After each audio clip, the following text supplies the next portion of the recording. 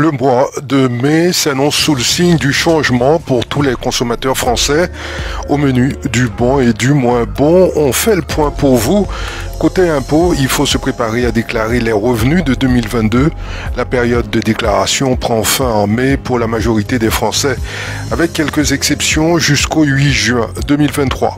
Mais pas de panique, grâce à l'augmentation des barèmes, beaucoup de ménages ne paieront pas plus d'impôts, voire seront remboursés. Enfin, une bonne nouvelle pour les salariés au salaire minimum. Avec l'inflation qui grimpe, 5,7% en mars 2023, le SMIC augmente de 2,19% depuis hier. Ça représente environ 30 € net en plus pour ceux qui travaillent à temps plein. Le nouveau SMIC s'élève donc à 1383,08 € net par mois. Les allocations sociales augmentent, les ménages les plus fragiles bénéficient d'une hausse de 1,6% de leurs allocations, toujours à cause de l'inflation. Le RSA atteint 608,12 € pour une seule personne. Les bénéficiaires des allocations familiales ou de la prime d'activité reçoivent également quelques euros de plus dès ce mois de mai 2023. Les fumeurs, préparez-vous à débourser plus pour vos cigarettes. Le prix du tabac augmente avec des hausses notables, 40 centimes d'euros pour un paquet de Lucky Strike ou de Rothmans. Le gouvernement vise un prix moyen de 11 € pour les cigarettes en France dès janvier 2024. Le chèque énergie fait son grand retour. La campagne de distribution se termine en mai 2023 et tous les bénéficiaires l'auront reçu avant la fin du mois. Le ministre de la Santé, François Braun, a annoncé dimanche 30 avril que les soignants non vaccinés contre le Covid-19 pourront réintégrer leur poste à la mi-mai. L'instruction est prête, je vais la signer en tout début de semaine prochaine. Le décret de mise en application sera pour mi-mai, a-t-il déclaré. La suspension concernait environ 0,3% des professionnels de santé. Le ministre se confirme ainsi à l'avis de la Haute Autorité de Santé émis au mois de février. Il déclare aussi avoir réuni l'ensemble des parties prenantes pour que cette réintégration des soignants non vaccinés se passe dans les meilleures conditions. Hervé Berville, secrétaire d'État à la mer, sera en Guyane à partir de ce mardi 2 mai et jusqu'au vendredi 5 mai. Le programme de son déplacement axé autour de la pêche illégale. Le 7 février 2023, le tribunal de commerce de Paris a prononcé la liquidation judiciaire de Rangers Sécurité à la demande de la Caisse générale de sécurité sociale de la Guyane. La cessation d'activité de l'entreprise a été annoncée ce 25 avril.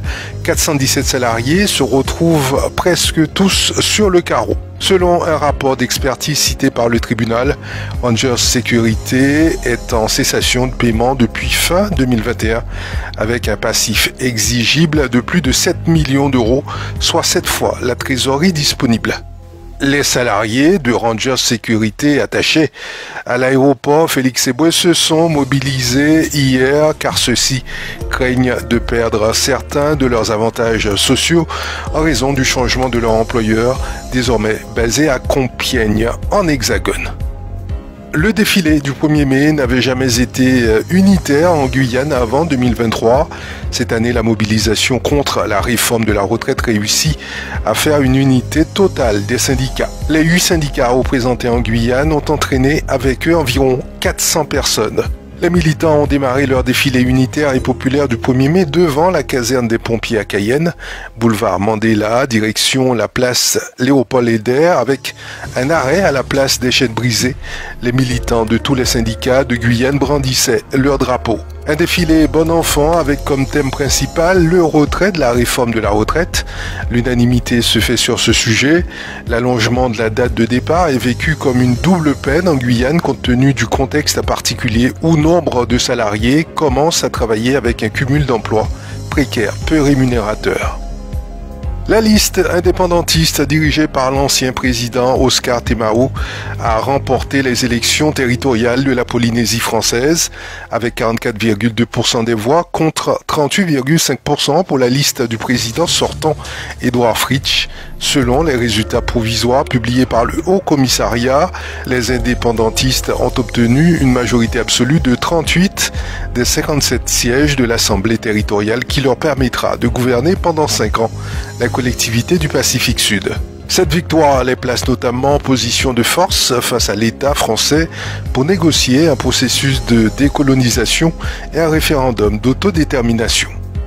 L'économiste Santiago Peña, candidat du parti Colorado conservateur au pouvoir depuis 7 décennies au Paraguay, a largement remporté dimanche l'élection présidentielle face à un rival de centre-gauche qui dénonçait avec force la corruption endémique du pays. Monsieur Peña, 44 ans, un ex-fonctionnaire du FMI, ex-ministre des Finances du président Horacio Cartes de 2013 à 2018, mis en examen par les États-Unis pour corruption, l'a emporté avec 42,7% des voix contre 27,4% à Efraín Alegre, après 99,9% des votes décomptés par le tribunal électoral.